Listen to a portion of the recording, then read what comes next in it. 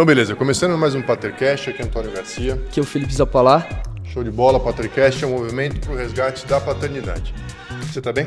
Tô bem, e você? Quanto tempo, né? Faz tempo. Tá com saudade? Um pouco, né? Me liga, pô. Então, bom, hoje a gente tem entrevista. A gente tem todas as nossas linhas editoriais e de tempos em tempos a gente tem a grata satisfação de fazer uma entrevista. Hoje a gente vai entrevistar a Nick Moretti. Tudo bem, pessoal? E aí? Uau. Uau, Que incrível. legal estar aqui. Que emoção. Eu tô chorando. Isso não dá pra ver. Bem-vindo, mano. Obrigado. Seja muito bem-vindo. Eu estava ansioso para conversar com você. E deixa eu te dar um disclaimer já da nossa conversa aqui. À vontade. Eu, particularmente, sou apaixonado por pessoas. Então, eu gosto de histórias. Muito mais do que de realizações, eu gosto de entender as pessoas, como as vidas funcionam, como elas cresceram, de onde vieram. Tem até assim, pais, irmãos, filhos, né? Para lateral também tem esposa, casamento.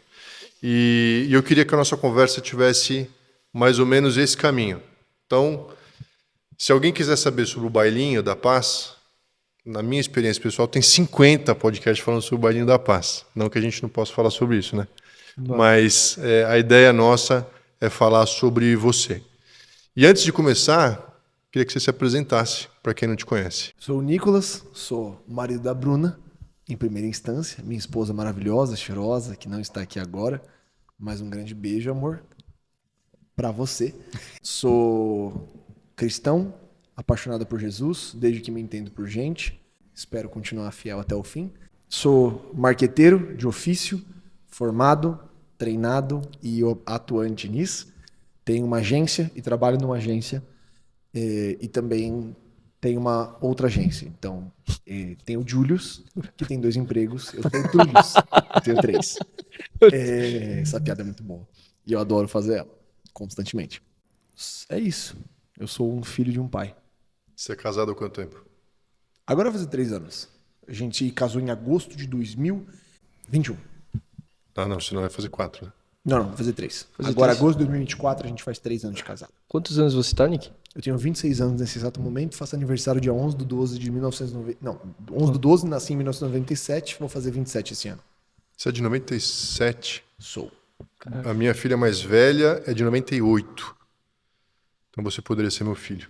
Não, porque eu sou mais velho que ela. Só vale falar que dá pra ser filho da idade em diante. Sério? É óbvio. Mas eu não podia ter tido você um ano antes? Claro que não. Por quê? Porque senão não faria sentido. Quanto tempo de casado você tinha quando você teve ela? Agora vai enrolar. Menos 6 anos. Então, viu? Não funciona assim. Ela é minha enteada. Mas eu e a Paula, a gente tem a mesma idade e a Paula teve a Laís com 21. Quando eu casei, a Laís tinha 6 anos. E ela está com 25, está com 26. Mas, quando ela nasceu, a Paula tinha 21, eu tinha 21 também. Então, com 20 anos de idade, você poderia perfeitamente ser meu filho. Tudo bem. Agora você é meu amigo, tá ótimo. Uau, que lindo. Maravilhoso. Deixa eu te perguntar, você está com 26, você nasceu aonde? Aqui em São Paulo? São Paulo capital, paulistano desde que eu me conheço por gente. Rio Pequeno, né? Rio Pequeno. Little Zona Oeste. River. Pequeno. E o que tem a ver Osasco com isso? É porque Rio Pequeno é literalmente ao lado de Osasco. É uma questão de uma bicicleta e uma vontade pra você ir de Osasco. Quem nasce no Rio Pequeno tem uma ligação muito forte com Osasco. Nossa. Porque hoje é muito diferente por causa Verdade. de metrô, Uber, etc. Ali, pra quem não tem noção nenhuma, Rio Pequeno é um bairro de São Paulo, perto da região da Zona Oeste, perto de uma região do Jaguaré, quando você tem ali Vila Lobos, etc. E Osasco é do lado. E a região boa de Osasco é a região ali da ponta de Osasco, onde você tem o terminal Vila Yara e etc. Porque se for pro meio de Osasco é muito complicado. Então, quem cresce nessa... Eu amo esse eufemismo, é muito complicado. Então, quem cresce por lá, você tem muito. Eu estudei em Osasco minha vida inteira, eu tive trampo em Osasco, então eu sempre fui pra lá e boa parte dos meus amigos são de lá. Pega a divisa e era a melhor parte, tudo médico, fazer compra, era tudo em Osasco. Porque Morumbi é muito longe e o resto de São Paulo está dividido pelo Rio. Mas Rio Pequeno é periferia, Sim, mas Osasco não é periferia, já é uma outra cidade. é uma outra cidade, Outro município. Tem prefeito majoritariamente próprio? periférica. Sim, mas... Osasco é uma das melhores prefeituras que tem aí. não é? Com Não, por resultado. exemplo, você vai ruim em Alphaville. Entendeu? Então, depende do quanto... Porque comparado com Itapevi e Carapicuíba, que são Nossa, cidades ao cara, lado de Osasco, exato. Osasco é uma megalópole sensacional. Na É isso verdade. que eu tô falando. Tá bom. Bom, então você nasceu e foi criado em Little River. Little River. Tá bom. E você mora onde hoje? Little River. Você mora... Mais especificamente no Jardim Bonfiglioli, que é o bairro do lado. Onde minha mãe mora. Ah, é? Você, por acaso, não estudou na escola da mãe do Felipe, não? Não, né? mas Ah. provavelmente eu e o Felipe já devemos, nossas famílias já nos vimos diversas vezes, Com só certeza. não sabíamos que um era o outro. É, que vocês têm... Você tá com 33? 4. 4?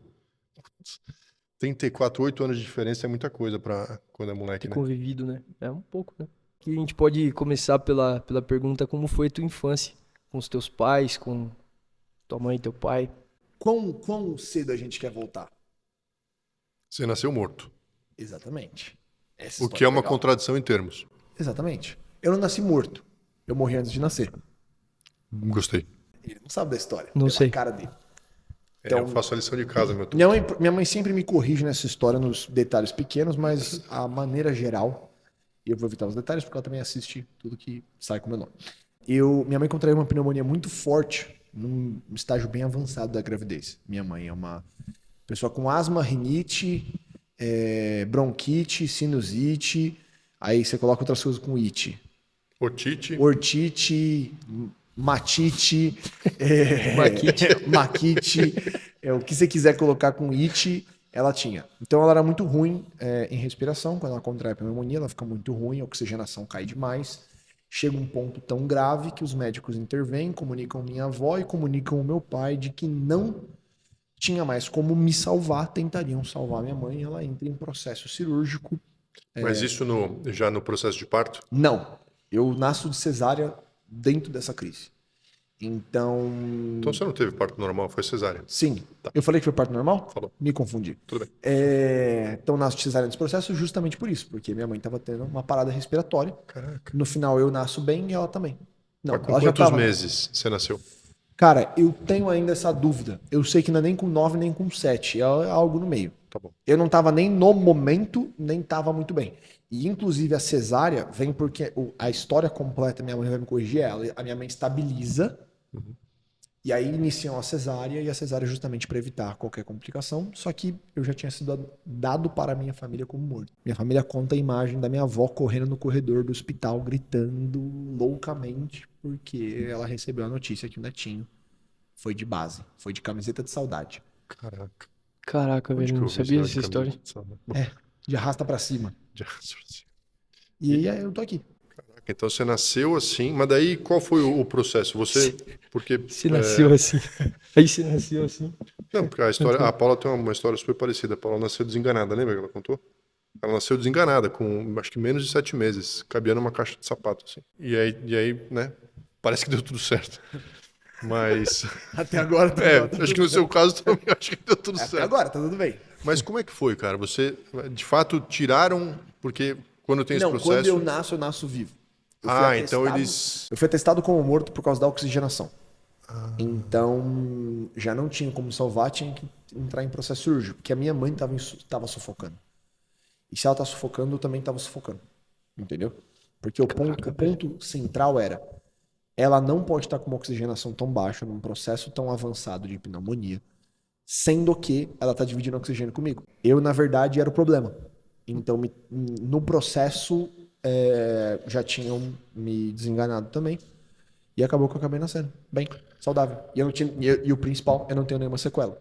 Que é o principal. Que é incrível, porque o problema da oxigenação é a má sequela. formação do, né? Pra ter o sequela, impacto no É cérebro. muito fácil. Tá bom. Bom, então era... Sem sequelas. eu não queria falar nada. Se ninguém te falou, não sou eu que vou falar agora. Não precisa. Eu tô feliz em ser especial. Continua contando da sua infância, que você começou a falar com... Tá. Cresci na igreja sempre. Meus pais, na verdade, eles se converteram antes de me ter. Porque eu não sou só um milagre de nascença, eu sou um milagre de eu ter engravidado. Meus pais tentaram engravidar de mim por diversos anos. Você é filho único? Sou. Tá. Eles não tinham como engravidar, foram 7 anos quase tentando. Nossa. Então, eles passam muito tempo e minha mãe e meu pai odiavam a ideia de ter um filho. Basicamente, eu não tinha como ser concebido, eles acabaram engravidando já na igreja. Por isso só já era um milagre, porque não teve nenhuma intervenção ao processo cirúrgico. Mas algum dos dois era estéril? Ou eles Os dois. deduziram? Os dois? Os dois. Mas comprovadamente? Os dois. Caraca, Doideira. Os dois tinham Tinha um diagnóstico de esterilidade? Demorou muitos anos tentando. E o Senhor converteu o coração da minha mãe e do meu pai para essa ideia de ter filho. E aí saiu do lugar de nunca vou ter pro lugar de, caraca, essa é a coisa que eu mais quero na minha vida. E a gente foi morar nessa região, Rio Pequeno. Cresci lá, minha vida inteira. Estudei. Seus pais não moravam lá antes? Não. Meu pai, ele vem de uma família de tradição italiana que cresceu na Casa Verde, região de São Paulo, família de ourives. Os meus tios eram ourives. O meu pai era ourives também e todos vêm de uma tradição de várias pessoas que eram ourives crescendo no centro de São Paulo, etc. Eles vieram da Itália já sendo Não, ourives? quem veio não? da Itália foi meu tataravô, que é... tá. Peraí, deixa eu fazer a conta. Isso, meu tataravô, que é bisavô do meu pai, que ele veio a serviço do dono da Antártica quando ele veio implementar a operação aqui. Ele era o braço direito dele, como se fosse um assistente pessoal. E as histórias é que ele era tão grande que ele entrava debaixo das carroças quando elas atolavam e desatolava elas com as costas. Caraca. Essa é a história que todo mundo conta do meu tataravô. Do Moretti, do tataravô Moretti. O Moretti. O Moretti. E a sua mãe veio de onde? A minha mãe, ela vem de uma família de nordestinos. Minha avó e meu avô são nordestinos. Gerente de banco, extremamente bem sucedido. Na época, raridade. Mudaram de cidade, de lugar várias vezes. Chegaram a morar em mais de 4 cidades, se não me engano, no tempo. Tinha esse lance de gerente de banco Porque se o gerente era Viajando, muito igual- competente, em abertura caixeiro de viajante. agência, você fazia É igual o essa... juiz, promotor, que ele vai sendo colocado, só que gerente de banco tem um lance de a agência tá ruim, você tira um gerente bom daqui, manda pra Manda lá. pro outro. Porque ele resolve. Então, sempre veio de uma estabilidade. Minha avó, formada em teologia, Olha 17 só. anos trabalhando como freira. A sua avó era freira. Caraca, Sim. velho. Tem uma outra contradição em termos aí. Não, porque como ela... Eu não vou saber as nomenclaturas, os católicos que nos assistem, peço perdão, mas é que é tipo uma freira voluntária. Ela não vai do convento e abandona tudo. Ela faz Não um tem o voto trabalho do de uma... celibato. Não, ela faz o tá trabalho bom. de uma freira dentro de uma paróquia.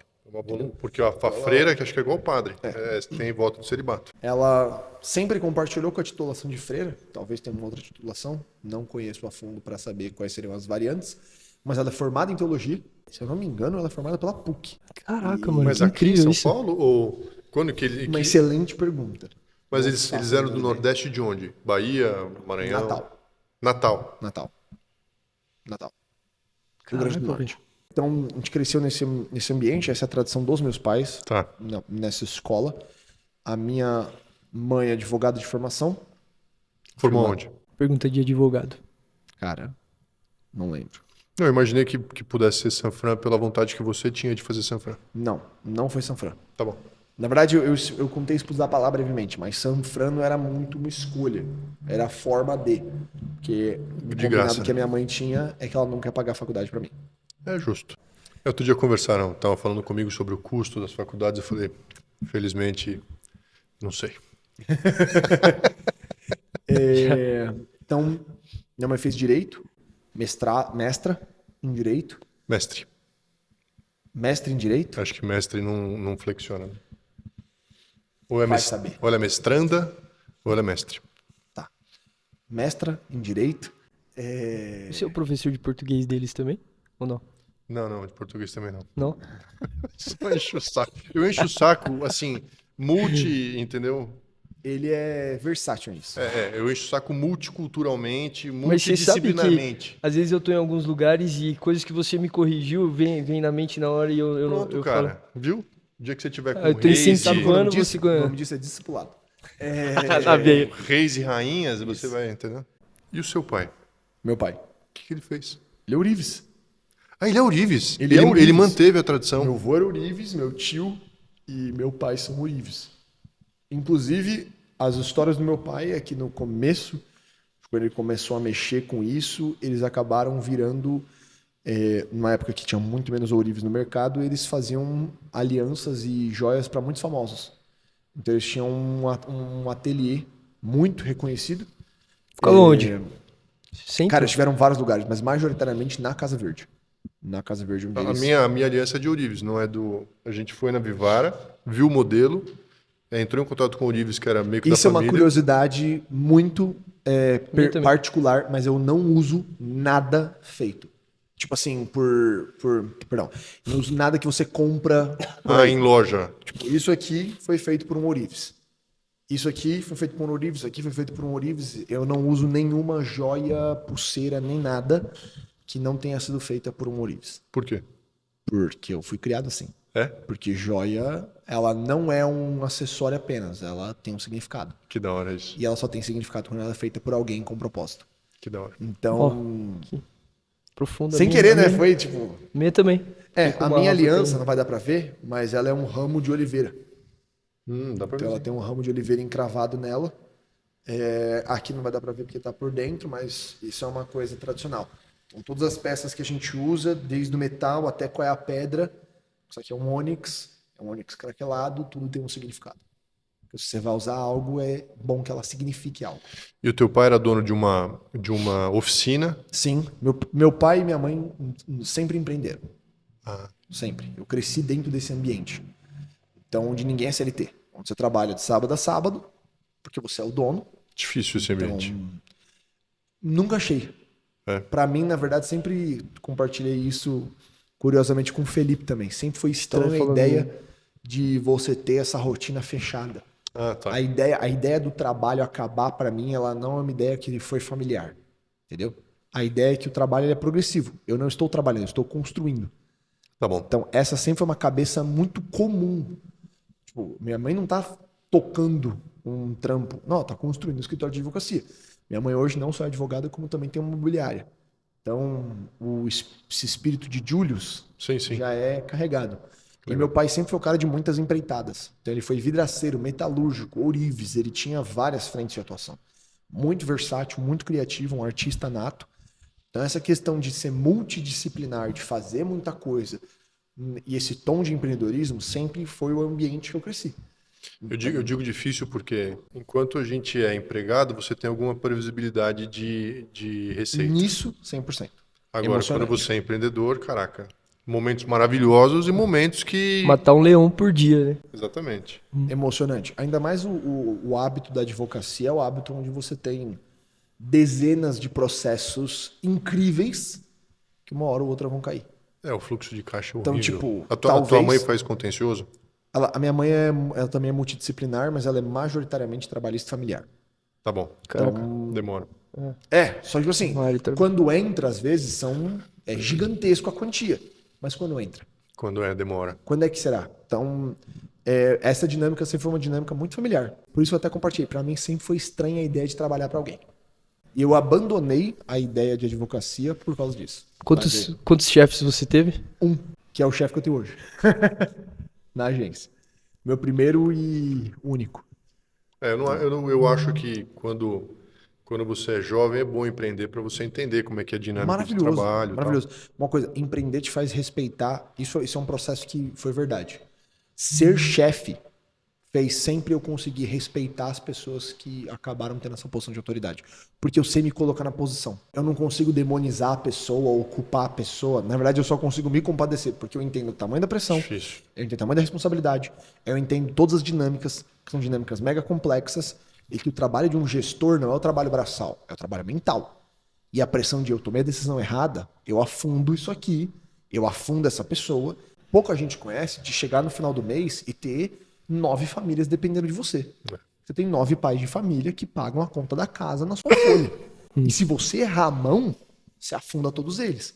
Então, na hora que você está arriscando caixa, você não está arriscando o seu. Você está arriscando 9 famílias. E esse sentimento, mano, ele mexe muito. Porque se eu perder isso aqui, eu não perdi o meu. Até porque se você é um bom gestor e um bom chefe, você tem fontes de renda variada, você tem reservas de emergência. Você entra na pira de, cara, eu tenho a responsabilidade de família debaixo de mim.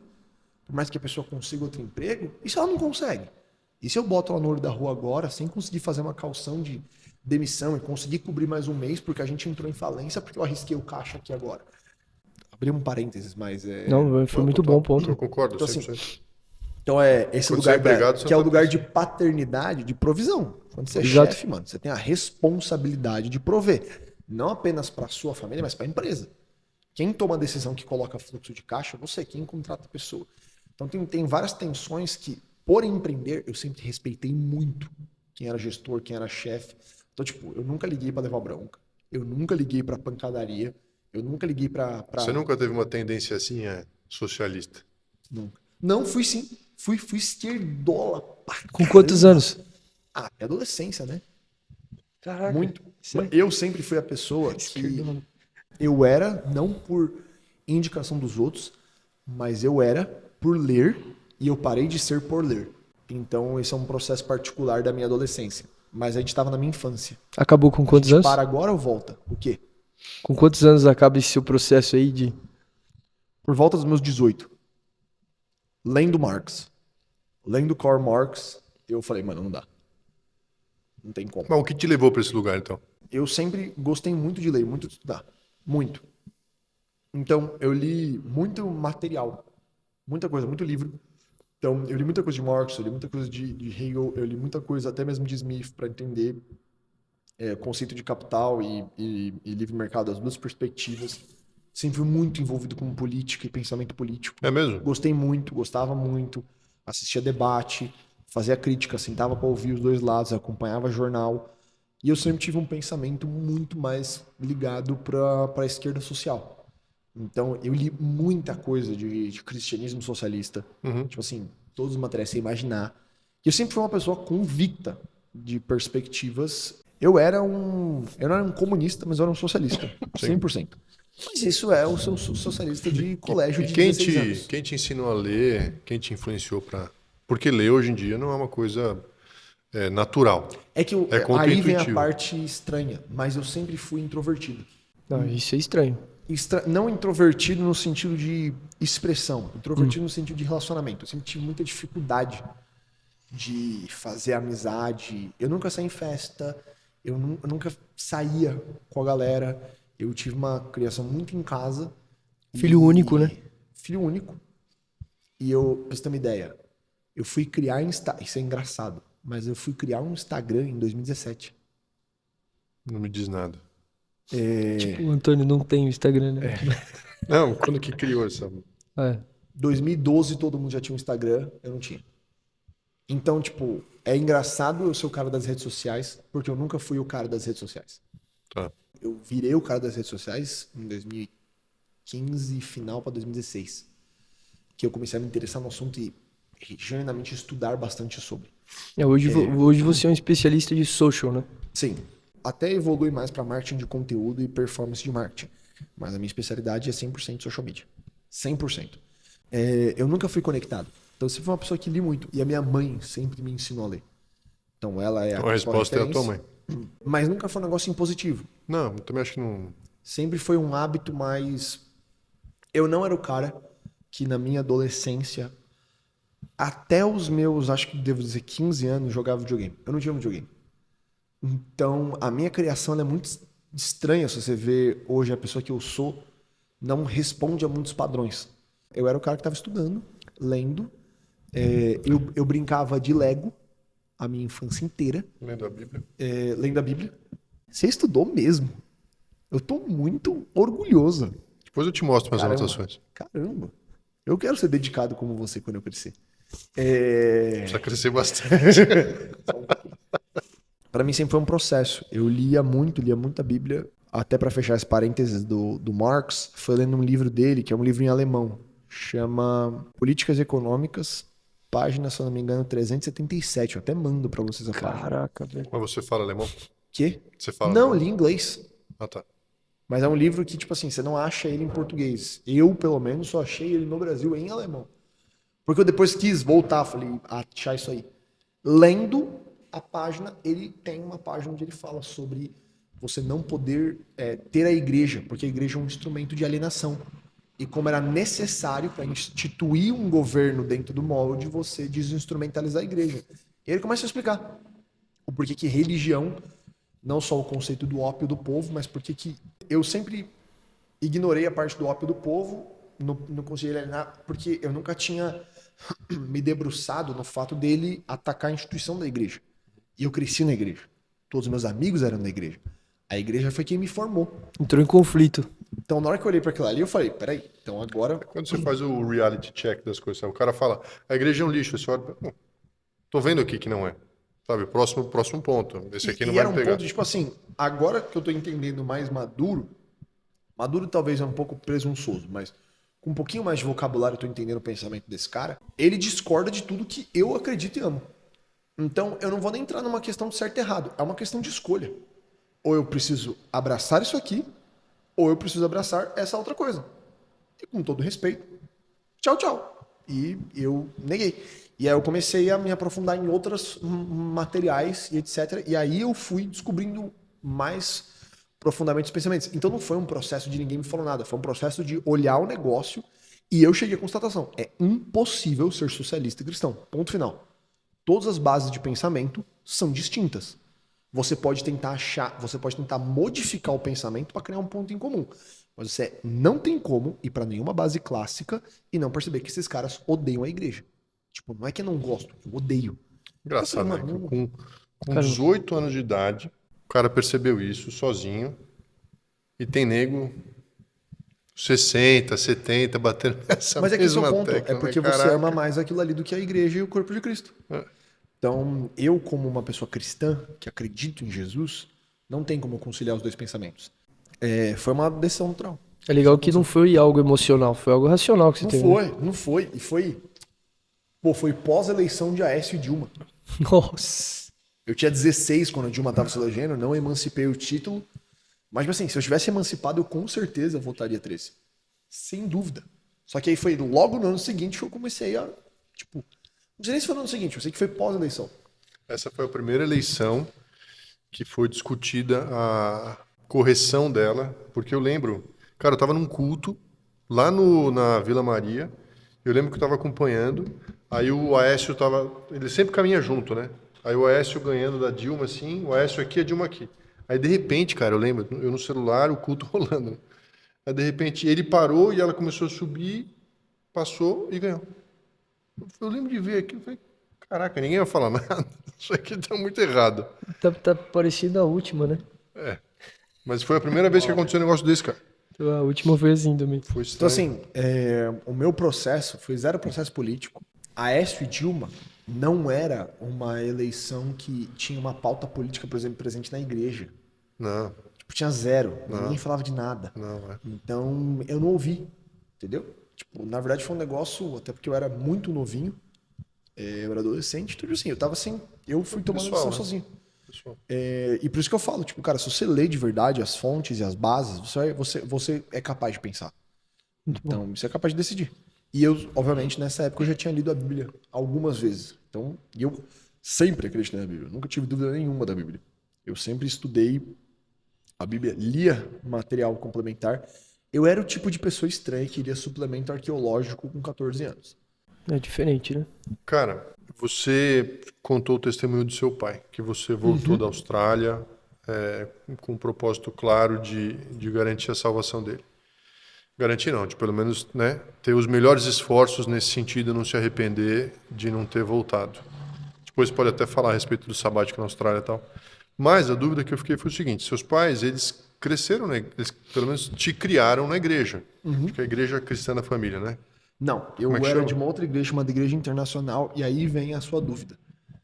Eu fiquei nessa igreja até mais ou menos os meus 8 anos de idade, 9 anos de idade. Quando eu tinha 7 anos de idade, eu fui estudar numa escola cristã, chamada CRE, Centro Renovo de Educação, que é uma escola de uma igreja chamada Igreja Cristã da Família. E eu cresci nessa igreja chamada Igreja Internacional, onde meus pais congregavam antes de eu nascer. Lá no Rio Pequeno. Não lembro onde é essa igreja, não tenho memória dela. E a minha mãe já me falou onde era, eu esqueci. Teve um escândalo financeiro muito violento nessa igreja. Meu pai e minha mãe saem. Meu pai acabou se machucando muito nesse escândalo. Tipo, para ele foi algo muito forte. Minha mãe sempre mexeu com finanças, sempre deu curso de finanças. Ela conseguiu processar que foi uma pessoa. Meu pai nunca conseguiu desvincular essa experiência da organização. Então ele criou um certo preconceito na cabeça dele de que isso aconteceria de novo. E isso criou uma barreira de fé dele.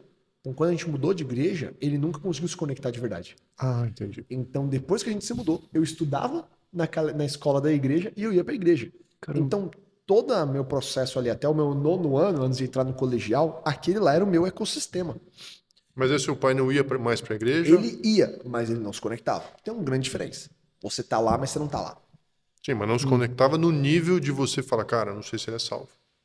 Não, ele era. Ele tinha uma convicção com Jesus, mas essa falta de conexão com a igreja fez ele criar um distanciamento.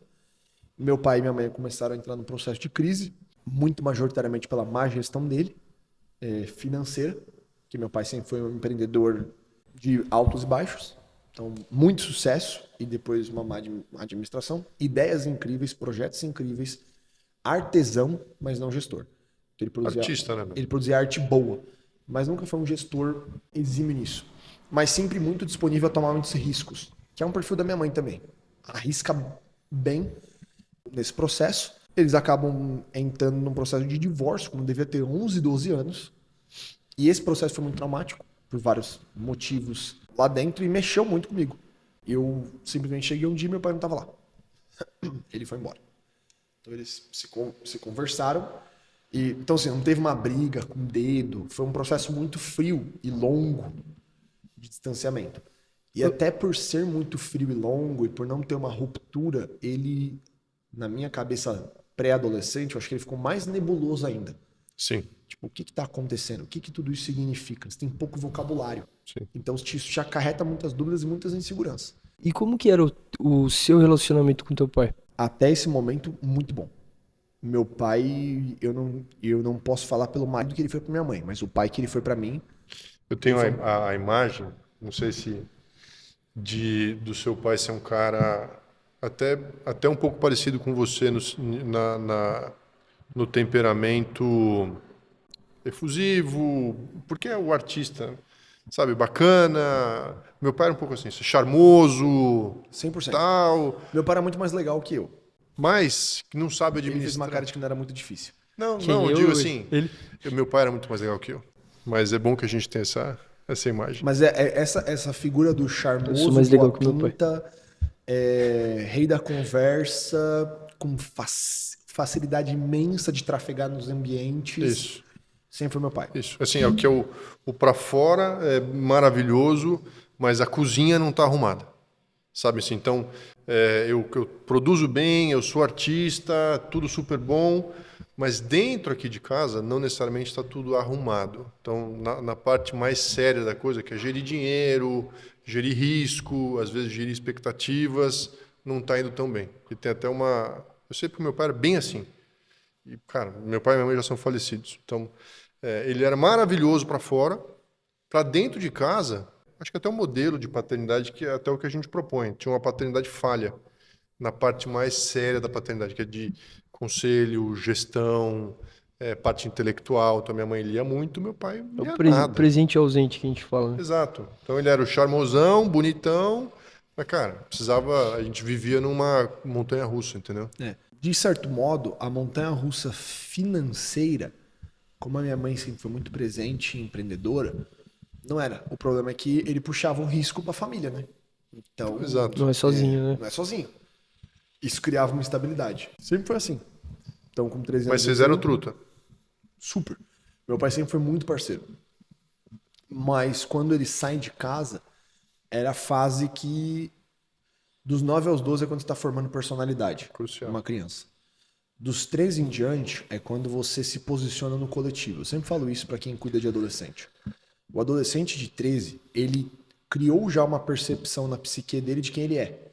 Mas ele não se posicionou no ambiente. E é por isso que adolescente ele tem tanta necessidade de encontrar uma tribo. Porque ele não tem percepção do indivíduo no todo. Ele só tem percepção dele nele mesmo. Deixa eu te contar um negócio. Então me conta. Estava vendo uma entrevista do cara neurologista e ele estava contando que quando você pergunta para um adolescente nessa idade o que ele acha dele mesmo, acende um determinado campo do cérebro dele. Daí você pergunta, e o que você acha que as pessoas pensam de você? Acende o mesmo campo. Tipo assim, ele não faz a diferenciação deles e eu, entendeu? Tudo ou é eu ou tudo são eles. Ele não consegue diferenciar. Então, quando ele está nesse desenvolvimento, essa situação egoística e egocêntrica, do tipo, não importa o que você está pensando. Você deve estar pensando o que eu penso de mim mesmo, entendeu? Porque só é dessa forma que eu consigo pensar. Então, assim, é muito comum você ver o adolescente, ele acha o grupo de skatista. Então ele se veste como skatista, ele ouve música de skatista, ele acompanha skatista, ele compra um skate, ele anda mal de skate, mas ele é um skatista. Porque a identidade do coletivo é muito mais forte que a identidade individual externa dele. Porque não tem. Ele está se descobrindo nesse processo no todo. Ele é um indivíduo numa sociedade. Ele não sabe a menor ideia do que é aquela sociedade, qual é o papel dele. Então ele fica ali figuring out e tentando. Então, nesse processo, foi um processo que eu não tive um pai. Tá. Então, essa falta de presença e etc., ela modelou vários comportamentos de órfão. Quando ele sai de casa, ele não se torna presente. Não, Ele teve outra família depois disso? não, Não também. não. Bem depois. Meu pai acabou casando, mas bem depois. Eu já era Adulto. adulto nesse processo. E eu curiosamente nunca joguei futebol, joguei beisebol. Dos meus 10 aos meus 16. Foi nesse processo que aconteceu tudo isso. E o dia que eu encontrava meu pai era nos treinos de sábado. Então a gente treinava Onde você jogava beisebol? Copercotia, numa colônia nipônica. Que aí Caraca, aí vem a parte Caraca, que eu tô poucas pensando, pessoas... viu? esse podcast Pequeno é uma jogo. caixinha de surpresa. Não, Você vê nossa, como é você que é? pediu, me foi solicitado abrir a caixa de Pandora sobre quem eu sou. Nada do que eu fiz. Então eu tô caçando os detalhes É que isso ninguém aí. nunca ouviu. É muito legal isso. Eu tô dando isso de presente pra vocês. Quando a gente fez a entrevista com o Abraham, chegou a um ponto e falou assim, então quer dizer que você é pastor dele? Essa é a parte que ele não conta. E o Dani de Tomás era pastor da Renascer.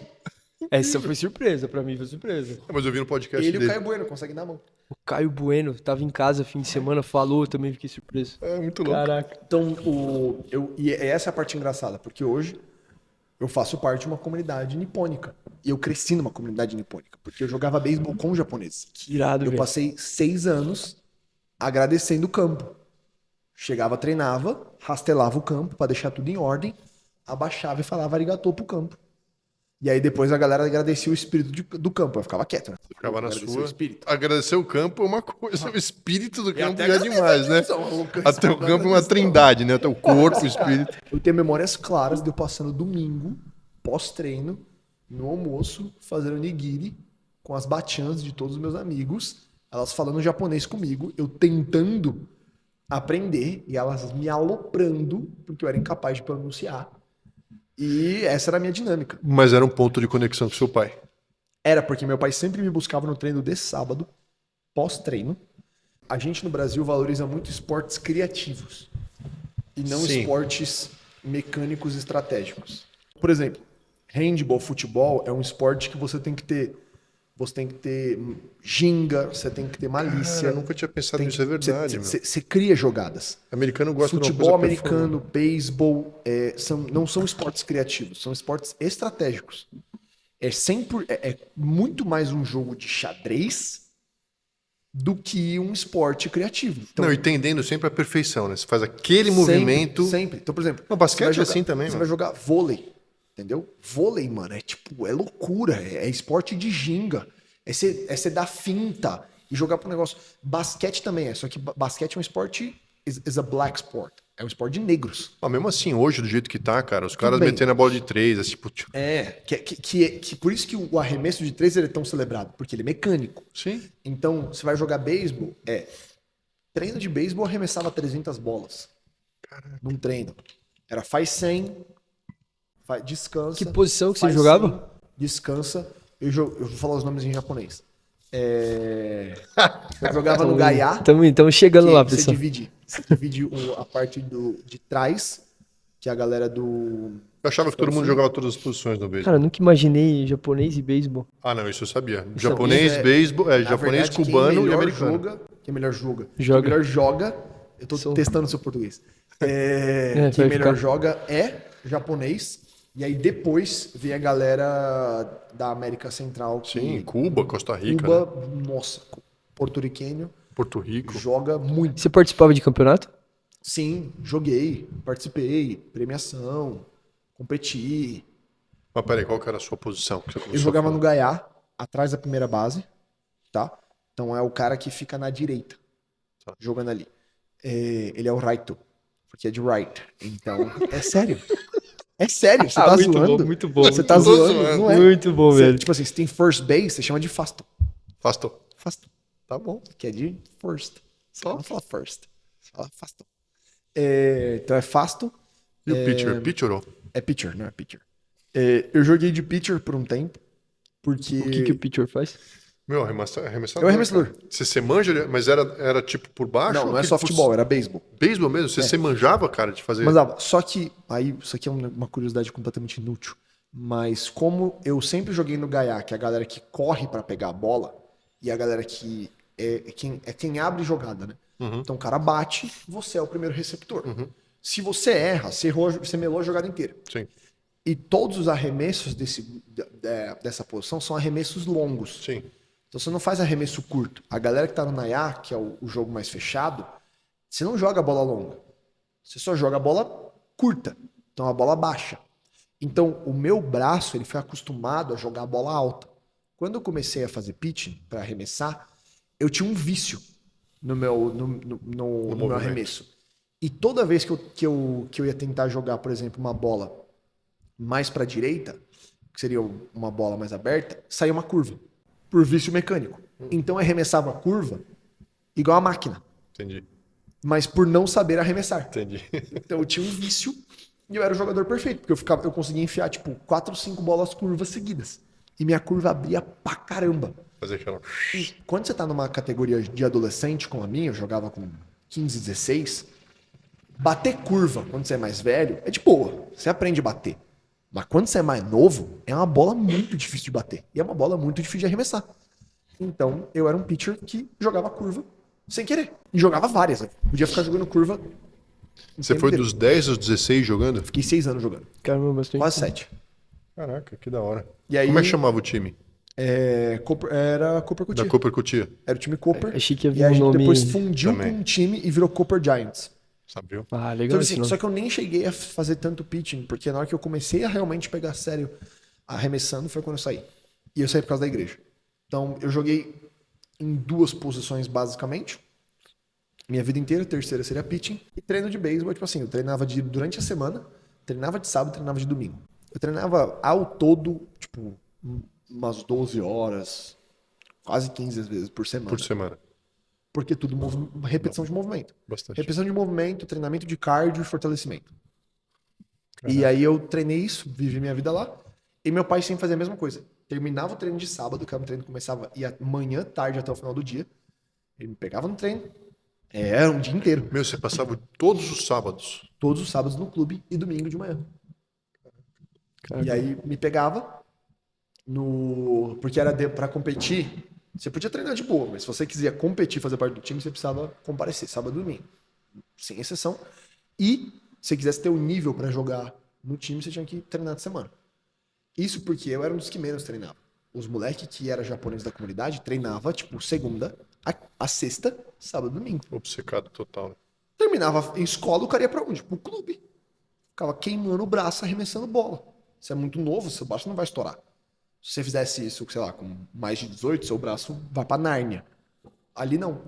Então, eu era sempre ok. Eu nunca fui muito bom, não. Fazia meu trabalho e, ó, nota 10. Então, meu pai me buscava, a gente sempre fazia a mesma coisa. A gente ia pro shopping, comer e ir pro cinema. Todo sábado. É mesmo? Todo sábado. Todo sábado, a gente ia pro shopping comer e ir pro cinema. Enquanto seus pais eram casados. Não, isso quando meus pais se separaram. Ah, então você Fui tinha a um zona de contato com contato ele. que eu tinha com meu pai. Só que isso durou, tipo, 2, 3 anos, porque eu fui começando a me envolver muito com a igreja. Só que o culto da igreja é quando? Sábado à noite. Que era o horário Na que hora eu do saía. cinema. Então começou uma dinâmica dele me pegar no clube, a gente passar um tempo junto, ele me levar pra tomar banho e ir pra igreja. E aí eu saí da igreja, eu saí do beisebol por causa da igreja. Porque domingo eu tava na igreja, sábado tinha programação de manhã. Eu cheguei uma hora pra minha mãe e falei, não, quero ir pra igreja, não quero jogar beisebol. Caramba, quantos anos você tinha? 16. Na verdade, você entrou no beisebol, seus pais estavam casados, então já era uma rotina pré, e seu pai manteve a rotina, com certeza, para ter um velcro com você, para conseguir E aí, ele foi assim, morar longe, assim, ou depois que eles se Sim, ele separaram? voltou pra Casa Verde. Tá, mas continuou em São Paulo, ou Sim, seja, dava sim, pra... sim. Só que aí teve várias dinâmicas que aconteceram. Porque, assim, eu me formei muito cedo. Eu me formei no terceiro também com 16. Então, assim, essa época que eu paro de jogar beisebol, que eu tô me envolvendo na igreja, que eu tô prestes vestibular, é uma época muito sincronizada, porque eu me conecto com a igreja de verdade perto dos meus 14. Teve uma sucessão de coisas acontecendo para a Então, o próxima nick dos temporada, né? 10 até os 14 é um nick muito dentro da igreja, jogava beisebol, mas que eu não tinha amigos, etc. Eu começo a me envolver no grupo de jovens com 14. Porque eu entrei num processo suicida muito, não suicida, mas de pensamentos suicidas muito recorrentes. Eu ia te perguntar isso porque Sua tinha... pesquisa é bem feita. Foi, mas, cara, eu sou bem... Tá aqui. Ele apontou o burnout, agora o problema é o burnout. O que você falou, né? O que eu sou bem intuitivo para pessoas, então alguma coisa na narrativa, eu falo assim, mas tá faltando alguma coisa. Como é que esse menino feliz dentro da igreja, com essa família doriana, tinha esses pensamentos suicidas? O que aconteceu aqui que gerou isso? E agora está começando a fazer um pouco mais de sentido, entendeu?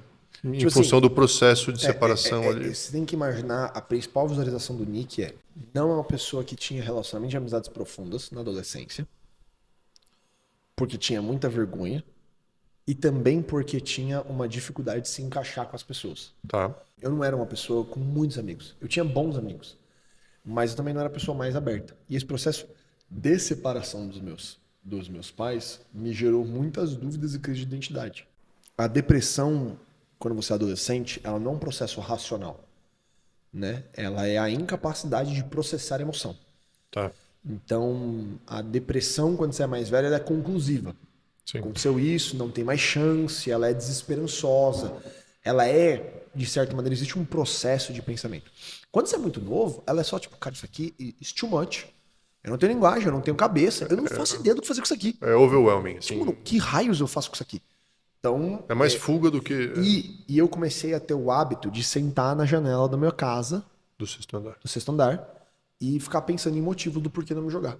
Então, eu nunca fui a pessoa do remédio, nada. Eu tinha esse negócio com a janela. E eu sentava pra fora da janela mesmo. Você ficava sozinho em casa todo dia? Sim, porque minha mãe trabalhava. Teu pai também? Isso foi Na verdade, era, pós-separação, foi só minha mãe. pós-separação, só sua mãe. Então eu ficava nisso. E isso eu comecei a entrar mais fundo. Eu cheguei a passar muito tempo sentado. Não era nem num lugar de eu vou me jogar agora e nem no lugar de eu quero chamar atenção. Ninguém sabia que eu fazia isso. Era eu ali batalhando com aquelas emoções, sentimentos que eu não conseguia traduzir. E aí o que foi o meu ponto, foi o meu porteiro. Ele foi o ponto de virada. Teve uma cena que talvez foi cômica nesse processo, que foi um gatinho que pulou do 10º andar, na casa do meu amigo chamado Pedro, pulou e ele se espatifou no chão. E eu sempre brinquei no meu condomínio, sempre fui a pessoa que estava lá, e eu vi o gato. E eu tive a cena do zelador do meu prédio, porteiro também, que eu vou chamar de Seu Zé, que eu nem sei se o nome dele é esse, mas, né, Seu Zé. Eu tenho a imagem dele limpando o gato. E aquela imagem me marcou. E ele sempre foi a pessoa que me dava bom dia, que me tratava bem, que tinha esse contato. Então eu criei uma correlação de, cara, se eu me jogar, vai ser o Seu Zé que vai limpar. Fico imaginando Deus, né? Falou assim, vale a pena, vamos jogar o gatinho? Caraca. Se é assim que se for Então, necessário, a gente que joga o profundo. gatinho. Obviamente, a minha cabeça de 13 anos não conseguia fazer o raciocínio de que o Seu Zé não me limparia. Mas essa imagem foi tipo assim, cara, esse cara ele é muito bom. Ele foi essa figura de Cristo. Cara, que coisa incrível esse Nossa, pensamento. muito incrível, cara. Que representa, etc. E foi uma correlação muito natural. E eu desencanei. Falei, não posso fazer ele passar por isso. Mas você comentou um negócio agora que você ficava, enquanto estava sentado, você pensava nas razões pelas quais você não deveria pular. Você já ouviu falar de um cara chamado Viktor Frankl? Não. É um psicólogo que ele é o autor de uma linha da psicologia que é só dele, que chama logoterapia, que é um cara que foi para o campo de concentração e ele entendeu que as pessoas que sobreviviam eram as que tinham algum propósito. Então, no consultório dele, quando alguém chegava com tendência suicida ou com depressão, o ponto todo da terapia dele, que é a logoterapia, é você encontrar o ponto de contato, de propósito na vida da pessoa e trazer aquilo para que ela possa sobreviver. Tipo, foi o que aconteceu com você. Então, é porque esse era o ponto. Hoje, com mais maturidade de vocabulário, eu tava num ponto onde eu não, com a dor que eu tava sentindo, eu não encontrava mais uma solução para ela, que seria a razão de continuar, esse é o ponto, mas eu também não conseguia encontrar uma razão de encerrar. Então eu tava num limbo dos dois. Não me parecia um motivo palpável, mas era uma dor presente e contínua. Então eu queria extirpar essa dor, mas aquilo ali não me parecia certo, porque eu tinha uma criação cristã. Eu sabia das coisas. Então eu tô sentindo isso, mas é hoje que eu falo para qualquer pessoa, você não é governado pelo seu pensamento. E sem ter esse vocabulário, eu sabia disso. Então eu tava ali. E quando eu tive esse episódio com seu Zé, grande seu Zé, beijo seu Zé, eu me envolvi de uma maneira até sobrenatural com um grupo de jovens da minha igreja. Fui muito abraçado por eles. E aí eu comecei a ter pela primeira vez jovens. E se você foi criança e adolescente, a amizade da criança e do adolescente é muito diferente. A amizade da criança ela é companheirismo. A amizade de um adolescente é fechamento. Até um negócio já de gangue. Tribo, né? De tipo, mano, é eu por você, a parada é essa aqui, entendeu? Tipo, que você não tem como criança. Criança não é fechamento, criança é companheirismo. É o ciúmes da companhia. Você tá ficando tempo com ele, não comigo.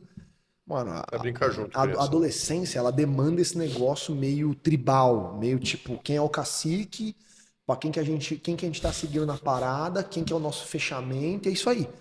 E na hora que eu me envolvi com essa galera, igreja, quando você tem um grupo saudável, isso é muito forte. Aqui é cada um. É nós aqui. Mano, é fechamento máximo. E aquilo ali me abraçou e foi um processo de cura tão profundo, porque esse abraço que eu sentia falta no lugar da paternidade, eu encontrei no grupo. Que eu sempre falo que a paternidade ela é dada por 3 coisas, são os 3 P's, que é presença, provisão e proteção.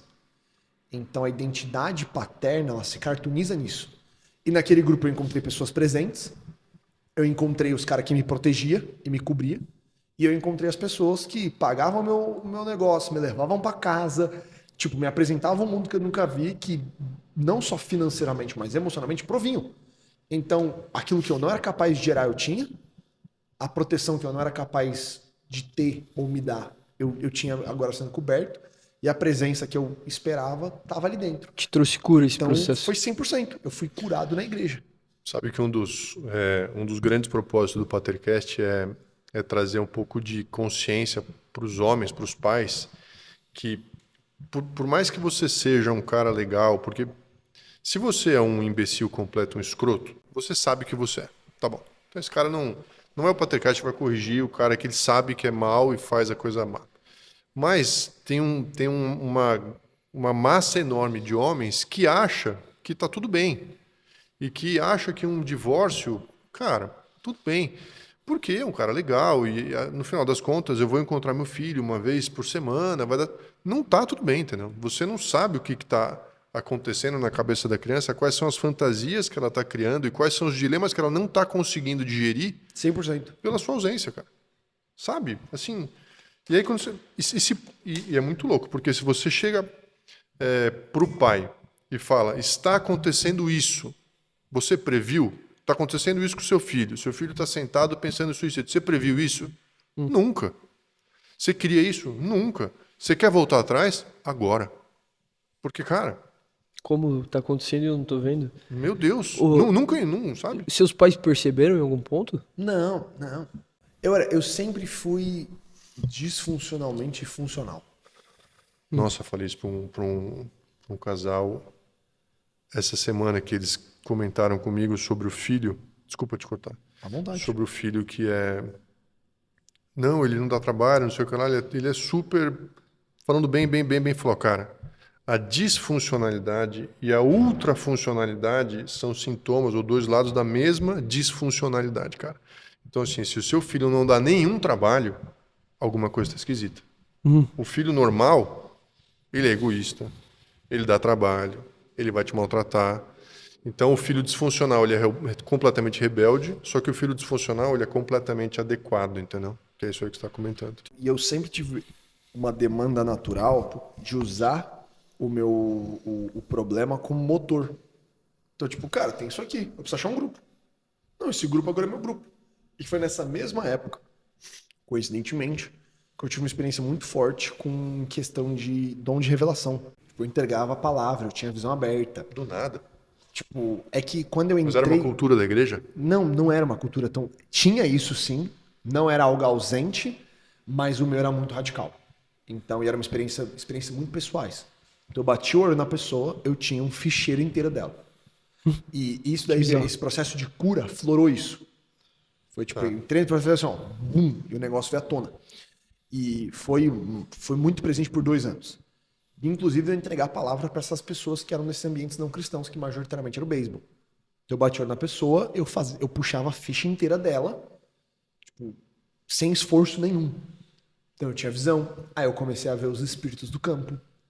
E eu, Que doideira, e mano. tudo isso aí era visão aberta. Eu tava andando aqui, eu ver uma pessoa, eu falei, isso aqui não é uma pessoa. Mas você tinha algum respaldo intelectual para isso? Você, tipo, tinha lido alguma coisa? Não tinha bibliografia nenhuma disso. Nenhuma. Nem treinamento, nem alguém que te Foi ensinou. 100% espontâneo e natural. Que incrível. Então, tipo, eu tive várias visões angelicais, várias visões, eu ouvia muita coisa. E aí esse processo de aproximação da igreja cura, com um processo de vestibular, porque eu tava agora eu fui para um colegial, e o colegial não era mais cristão, então eu tava com a galera. O beisebol perdendo a força, eu indo cada vez menos, e etc. A CRE ia só até o Fundamental 2. No Isso. médio, você foi para outra escola. Fiz primeiro, segundo, terceiro em outra escola. Primeiro foi numa escola bem fraca, que eu acabei saindo logo porque eu percebi que eu não ia passar na faculdade, eu tinha demanda de passar numa federal. Então eu fui pra uma faculdade 100% focada em vestibular. Então, tipo, eu era da galera que ficava até mais tarde estudando. Então, nesse processo, depois que seu pai saiu de casa, ele continuava ajudando financeiramente? Tua mãe segurava a onda? 100%. Eu espero não estar bagunçando as datas, mas o grosso é por aí. Então, tipo, existe uma demanda de você precisa passar numa federal. Não tem como pagar, não. Então, e eu sempre quis fazer direito, sempre quis fazer Sanfran. Saí do colégio, não passei. Fui fazer cursinho. Óbvio. Fiz cursinho, não, peguei bolsa para fazer cursinho, pagava eu o meu cursinho, fui fazer o segundo ano de cursinho porque eu não passei de novo. Só que nessa de fazer o segundo ano de cursinho, eu comecei, por um motivo aleatório, descobrir o marketing. Através da internet. Comecei a assistir alguns caras, Eu vi você falando sobre isso. comecei a estudar principalmente sobre SEO no YouTube. Que é como é que você usava os algoritmos da plataforma para fabricar visualização e tendenciar a plataforma a criar comportamentos. Isso aí foi junto com o seu segundo ano de cursinho. Sim. Tá bom. Então eu já... Muito beisebol louco não isso, existia né, cara? mais. Muito louco isso. Essas Beisebol- coisas acontecerem. Beisebol não existia mais. Tá. Eu tava 100% firme na igreja. E foi nesse mesmo ano, desse segundo ano de cursinho, que eu já tava assim, com respeito à palavra, de saco cheio. Não aguentava mais, velho. Não, cursinho é insuportável. Quanto tempo de Fiz um cursinho? ano. Eu fiz um ano, Um tava ano. no segundo. Não, Isso cursinho, hein? Você fez? Mano, Nossa, Tipo cursinho assim, é muito chato, cara. o segundo ano que foi o segundo ano de Você fez cursinho, etapa? Eu fiz etapa no primeiro, objetivo no segundo. Tá. Fiz etapa. Etapa era massa, tipo animal. Eu me dediquei. E o pior, que é a parte que é meio sobrenatural da história, eu tinha excelentes notas. Pois é, meu, como é que você não passou na Sanfran? Porque não é tão difícil quanto poli, Tipo assim, medicina. não. E eu estudava nível médio. Tipo, eu estudava pra valer, mano. Eu fazia simulado toda semana. Sempre escrevi muito bem. E as minhas notas de, tipo, corte eram sempre simulado acima de 70. Simulado que eu ia mal, eu fazia 64. Tipo, Dava e sobrava passar. na época, São Francisco 61, não sei como tá Mas hoje. Fulvestre você não passava pra segunda fase ou passava? Eu nunca passei pra segunda fase da FUVEST. Caraca, Que bizarro. Eu estranho. sempre batia na trave. E eu fiz FUVEST, tipo, 90 mil vezes, né? Porque eu fiz FUVEST desde o primeiro ano. treineiro. Tipo assim, eu fiz FUVEST primeiro, segundo, terceiro, Quarto um e ano de quinto. cursinho, quinto. Eu fiz 5 anos de FUVEST. Não faz sentido eu não ter passado na parada. E aí, tipo assim, eu já... Depois que eu não passei no primeiro ano, eu falei, mano, que droga, velho. Tipo, mano, já tava por aqui. Falei, é isso aí, vamos pro segundo. Só que eu já tinha desencanado do cursinho. Primeiro porque eu tinha uma boa nota. E quando você já aprendeu bem a matéria que você sabe, mano, ela é insuportável de se assistir. Então, tipo, eu cabulava a aula loucamente. Chegava na aula, eu sabia a matéria, eu conseguia puxar os primeiros exercícios da lista, eu desistia. Então, tipo, a aula tava acontecendo, eu puxava a lista. Vai, eu sei isso aqui mesmo? Sei, tchau. Me recuso. A lista às vezes era 40 exercícios de uma matéria. Fiz os primeiros 10, fiz os últimos 5 mais difíceis, tchau. Não me recusa a fazer os outros 25. Mas você acha que foi uma questão sobrenatural você não ter passado? Você acha que 100%. Deus... Eu tenho convicção disso. Ah, tá bom. Não falando que eu sou super inteligente, mas por tantos anos de repetição, até porque a nota do segundo ano de cursinho foi a mais bizarra, que foi a pior nota que eu tirei em todos os anos. Caramba, meu. A nota do meu segundo ano de cursinho foi Faz pior menor que a nota do sentido. meu primeiro colegial. Mas você Eu ficava tirei- nervoso? Quê? Você ficava nervoso? Eu saí da prova, eu tenho essa memória clara, de eu chegando pra minha mãe e falando, passei e tal, porque eu mudei de direito, no final do meu segundo ano, pra publicidade e propaganda. Que era 10 pontos abaixo, perdão, 9. Era 52, se eu não me engano, a nota de corte. Eu nunca, depois do meu terceiro ano, tipo, nos últimos 2 anos, eu não tinha tirado menos de 50. Entendeu? Acho que até no meu segundo ano de colegial eu tirei mais de 50. Então, tipo assim, ou foi 40 e pouco. Então, eu falei, mano, tem como no segundo ano de cursinho eu vou tirar menos de 50? Eu tirei 42. Caraca. Tipo, a pior nota. Pior que o meu primeiro colegial. Que eu devo ter tirado também 40 e poucos, alguma coisa. Tipo assim, mano, aí foi onde eu desandei. Eu falei, mano, não é possível. Eu desisto disso aqui, eu sou burro. Vai se catar. E no segundo ano de cursinho, no final do primeiro, eu comecei a dar aula de reforço no cursinho pra galera do cursinho pra pagar o cursinho.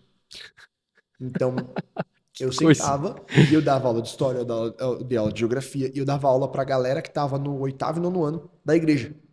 Então, eu ia pra casa da pessoa, puxava a lista de exercício, pum, pum, pum, pum, pum, que é como eu pagava minhas contas.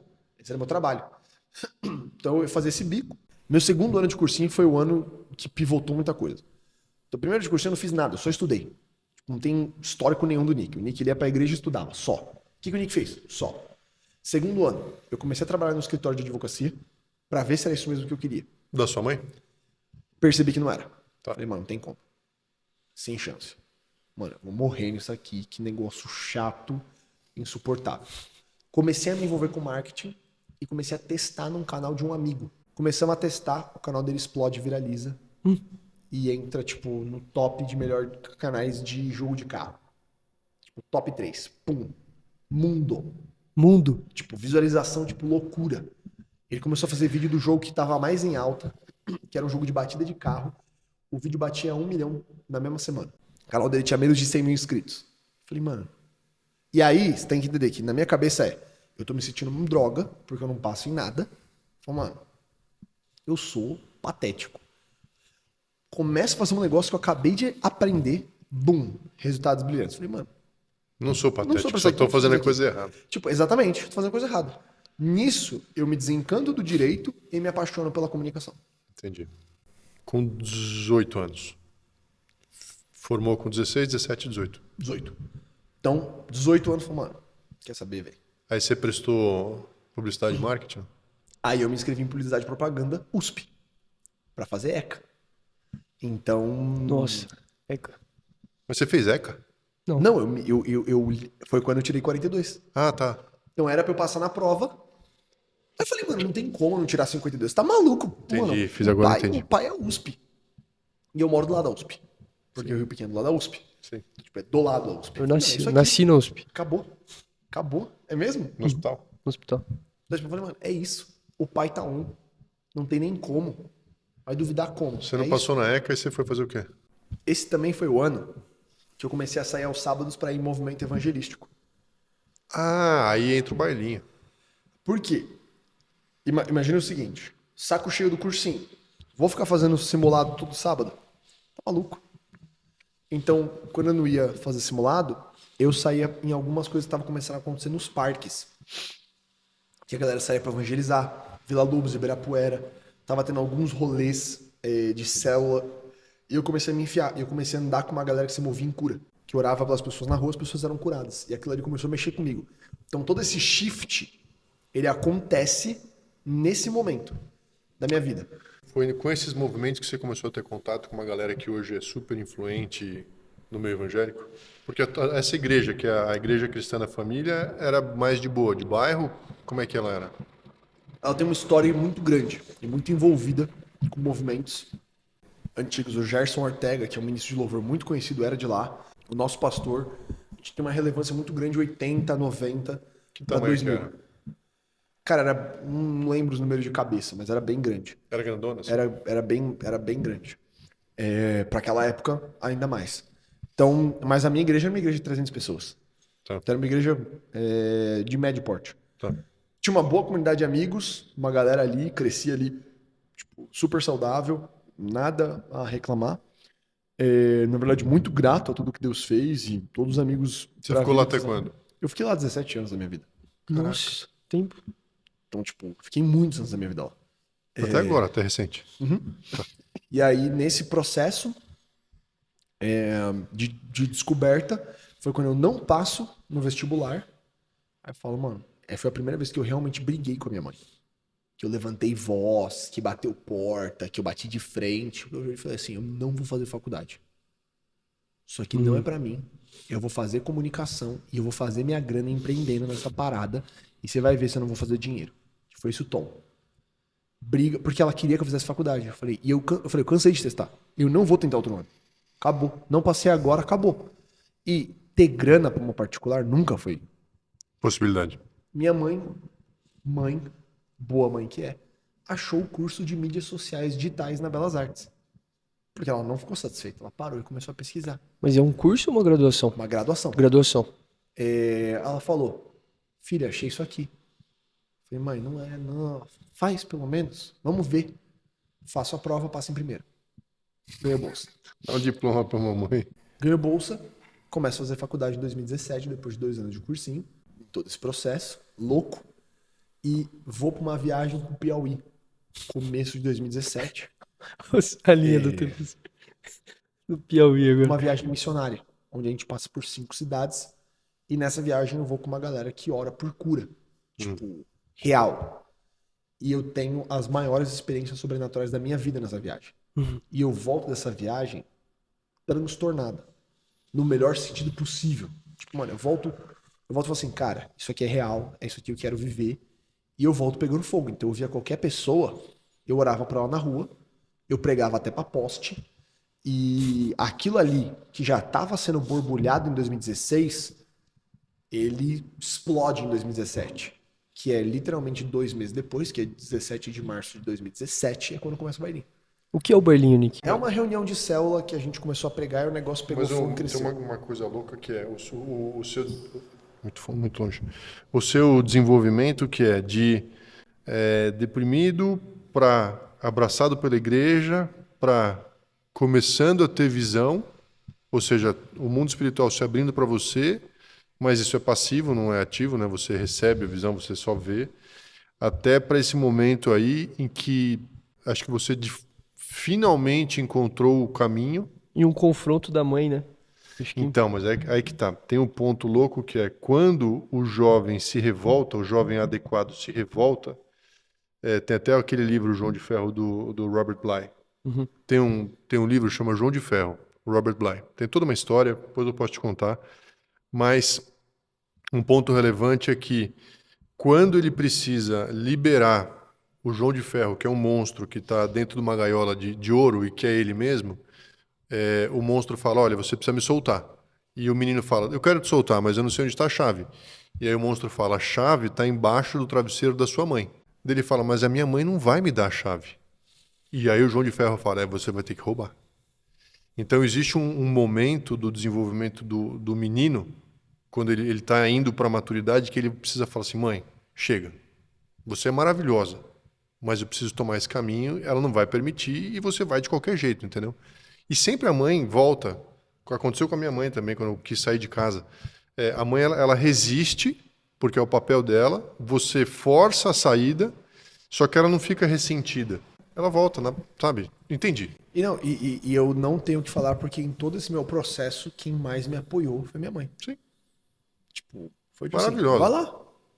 Ela empurrou, né? Tipo, Porque give your shot, vai lá. você não ia fazer faculdade. Então, tipo, Ela mano, te... eu acabei de falar, ela colocou acabou no de track. abandonar. É que você tem que imaginar na cabeça dela eu acabei de abandonar o meu filho prodígio que vai fazer Sanfran E que vai pegar meu escritório e levar pro próximo nível. para o sonho, né? moleque que quer empreender Verdade. com comunicação digital em 2016 e fazer um curso que acabou de nascer, porque eu fiz parte da primeira turma desse curso no Brasil. Caraca. Faço parte da primeira turma aprovada pelo MEC de mídias sociais digitais. Mas, cara, mas é ela que vai lá e encontra, entendeu? Tipo, É isso que é incrível. Então, tipo, quem mandou o curso foi ela. Então, É isso assim, que é incrível. eu saí do cara do futuro garantido prodígio para a caixinha de incertezas de zero garantias. Do dia pra noite. E essa foi a melhor decisão da minha vida. E aí, quando rompe isso, também é como se fosse Deus, fosse assim, cara, beleza. Deixa eu liberar aqui Você o propósito. saiu da barra da sua mãe um pouco, eu abri um caminho para você e agora você também encontra um caminho de cura, que é o que define também o teu caminho mais para frente, né, cara? 100%. Então, tipo, você vai pegar essa jornada, crescimentos e etc. Tipo, você percebe hoje no ponto, cara, tenho esse romper ministerial, eu tenho esse romper profissional, eu tenho esse romper de propósito, e é o ano que as coisas se encaixam, vamos dizer assim. Então, 2017 é o ano que eu mais tenho memória. Porque é o ano que eu começo faculdade, que eu começo a empreender. Final de Não, 2018. você sai de 2, 3 anos muito Cara, ruins, eu tenho a memória. a nhaca, Eu tenho a memória de eu fechando meu primeiro contrato na Paulista. Eu cobrei R$100 para fazer toda a gestão de redes sociais de um canal. Que tinha YouTube, Instagram, Facebook. Tipo, por esse valor você pode fazer a gestão do Patercast Não. tranquilo, cara. Eu ia falar a mesma coisa. Eu falei, mano, E eu trabalhava aumentou. com o Camelo, e eu não posso falar o nome dele por uma questão de compliance, mas era o maior canal de veganismo do Brasil. Irmão, era um negócio mais aleatório. Eu comia omelete vegano. Tipo, eu sei cozinhar diversas receitas veganas só por causa disso, porque ele ficava fazendo receita e eu tava lá na função pá. Eu lembro da sensação de eu fechar meu primeiro contrato maior, que foi R$450, Incrível, né? no Ana Rosa. E eu saí pra banca e falar, vou comemorar. E eu comprar um sneaker. Porque era a única coisa que eu conseguia pagar. Caraca, Tipo, esse é meu 2017. Entendeu? por isso que o sneaker te marcou aí. Eu sou viciado em sneaker até hoje. Então, tipo, não sei se é por isso, mas... E eu lembro dessa emoção e eu negociando e o negócio pegando ritmo. E eu, em 2018, fechando contrato de, tipo, dezenas de contratos de R$3.000. Então, e o negócio decolando, encaixando e a parada subindo. Eu falindo várias vezes. Falei 2 vezes nesse processo. Onde que a Bruna entra no processo, meu? A Bruna só quica na bola e aparece final de 2018. Então tem um processo de eu sair do bailinho. No começo de 2018 e até a metade de 2018, eu encerro. O negócio estava grande, passo para um outro Nicolas. Que Mas o acabou- bailinho, quanto tempo você ficou? 1 ano e meio. 2017 até a metade de 2018. Tudo durante a faculdade. Aí eu saio do bailinho, vou para uma missão na Bolívia. Faz uma pausa aí, explica o que é o bailinho. O bailinho era um ajuntamento de adolescentes que começou com um grupo pequeno e virou um negócio de centenas, depois milhares de adolescentes. E era um culto evangelístico muito longo. E... Ainda existe? Não mais. Minha irmã encerrou. minha irmã aceitou Jesus no bailinho. Sério? Letícia. Ale? Aham. Caraca. E por que acabou? Aí você pergunta pra eles, eu não fazia parte. Eu Você não entreguei sabe? lá em cima, né, Nick? Aí eu prefiro não falar. Eu não sou a pessoa que tomou a decisão, então eu não quero falar a minha opinião. Então eu quero garantir que Mas foi uma decisão tomada de terminar. foi uma decisão tomada. Não morreu, por assim. eles. Não, foi uma decisão tomada. Eles acharam que não era mais o tempo e acabou. É que eu realmente não sei a história completa. Tá bom, tá bom. Mas assim, acabou na paz. Ninguém tretou, ninguém se matou. Foi tipo, cara, tomei outro momento. Foi bom enquanto durou. Tamo junto. E é isso. Então nem teve um mega encerramento. Foi super de boa. E se estendeu, né? Por quase 7 anos. Então, 7 anos, eu achei que tinha sido menos. Por isso que você falou 1 ano e meio com você. Foi de 17, então terminou esse ano. ano passado. Não, foi longe, caraca. Uhum. Fez coisa pra caramba. Velho. Então, muitas pessoas depois de mim, milhares de pessoas passaram depois disso aí. Tipo, eu só chutei a bola. E a ideia nem é minha do bailinho, né? Do Breno, Missy e do Abner. Então, O Breno. eu só tive o privilégio de fazer parte da parada. Aí eu saí, fui pra Bolívia. passar um tempo lá pra espairar a cabeça. E Mas era viagem missionária? Era o viagem quê? missionária. Passei... Mas isso depois do bailinho? Isso, saí do bailinho. Depois fui do pra lá. burnout do bailinho. Isso. Saí e fui pra lá. E ao mesmo tempo que eu tava na Bolívia, eu também tava com uma parada meio tipo... Cara, é meu último semestre na faculdade, droga, e eu preciso fazer alguma coisa. Eu vou sair daqui, tipo, eu preciso fazer alguma coisa. E aí, nesse final de 2018, que é na virada do semestre, que eu acabo conhecendo a Bruna por causa de uma amiga que conheceu ela num episódio super sobrenatural, que envolve uma Bíblia desaparecer por meses e aparecer depois. E nessa Bíblia tem o número de uma menina, e a Bruna ligar pra essa menina, e ela fala assim, a Bruna fala, achei sua Bíblia. Como? Eu perdi minha Bíblia há 3 meses atrás. E ela achou na sala que a menina perdeu. E aí ela falou assim, tava aqui em tal lugar. Ela falou, Na "Eu deixei." faculdade? Na faculdade. A menina perdeu a Bíblia na faculdade. E a Bruna achou no mesmo lugar que a menina perdeu, meses depois. Ela ligou, a menina falou, não, tal, pai. A Bruna falou, tô querendo abrir uma célula, não conheço ninguém cristão aqui na faculdade. Quero fazer isso aqui. A Bruna tinha tido um encontro com Deus através da vida de um outro pastor que ministrou ela. Falou pra ela abrir uma célula na faculdade. Então ela tava tipo assim, ela nem sabia o que era uma célula. Aí eu também falei pra essa mesma menina, que eram 2 amigas, falei, quero abrir um grupo. Aí elas ouviram isso da Bruna, ouviram isso de mim e falaram, conectou. Aí eu mandei um áudio pra Bruna enquanto eu tava na Bolívia, me apresentando. A Bruna fez o primeiro e o segundo enquanto eu tava lá. Quando eu voltei, a gente se conheceu. Era uma célula ou um pocket? Era uma célula. Célula, Não tinha nome, não tinha nada. Tá. Até porque era a Bruna que tava tocando, ela falou que queria abrir uma célula. Eu falei, faz aí o que você quer, eu só vou te apoiar aqui. Fico 6 meses, você toca é parada. E eu tava muito apaixonado em outra menina. Na Na época. Bolívia. Em outra menina que não era a Bruna. Então eu Sim. voltei nesse processo inteiro. Eu Uma tinha boliviana. acabado de terminar o relacionamento que eu namorei no final de 2017. Meu primeiro namoro. E eu... Seu primeiro e único namoro que foi terminado. Isso, antes da Bruna. É porque o da Bruna não terminou, né? É. Ah, isso foi bom. E ele começou no final de 2017 e acabou no final de 2018. Foi um namoro express. Ele só serve pra dar gosto amargo na boca. Foi tipo, nossa, que erro bom. Não é que legal, que bacana, que nada a ver. Erro bom não. Não, foi um erro, só erro mesmo. Passei por isso, tava com aquele gosto de saudade na boca, me apaixonei por outra pessoa. Então, tipo, eu cheguei a olhar pra Bruna, essa história é boa. Eu olhei pra Bruna quando ela tava em crise por causa de um ex-namorado e falei, pode falar aí o que você tá sentindo, porque eu nunca vou gostar de você.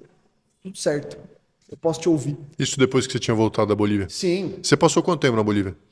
foram picados. Foi uma janela de 3 meses onde eu fui pra lá várias vezes.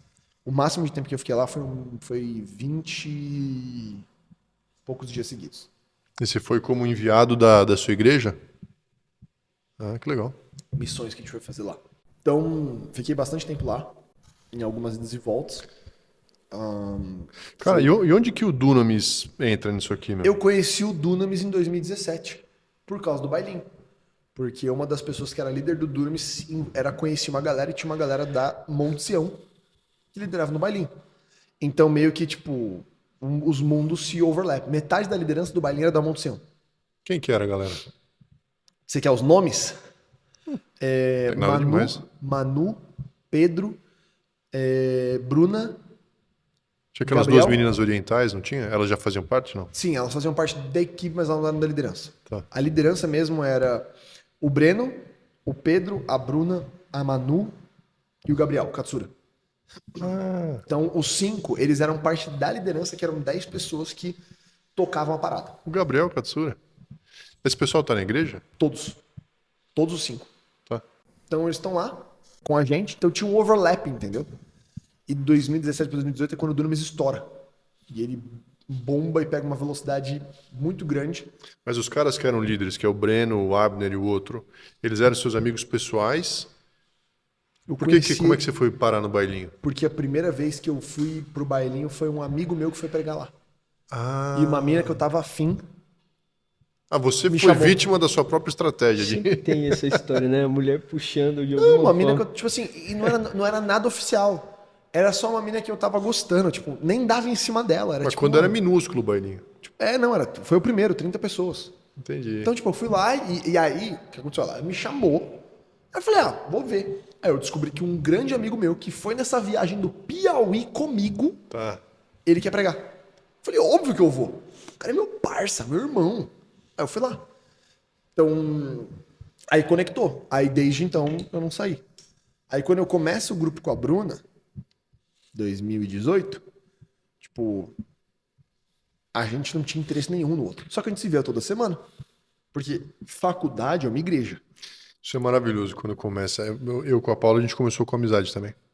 Mas a nossa amizade, ela não tinha nenhum, tipo assim, isso eu posso falar hoje, mas eu nunca seria amigo da Bruna e a Bruna nunca seria minha amiga.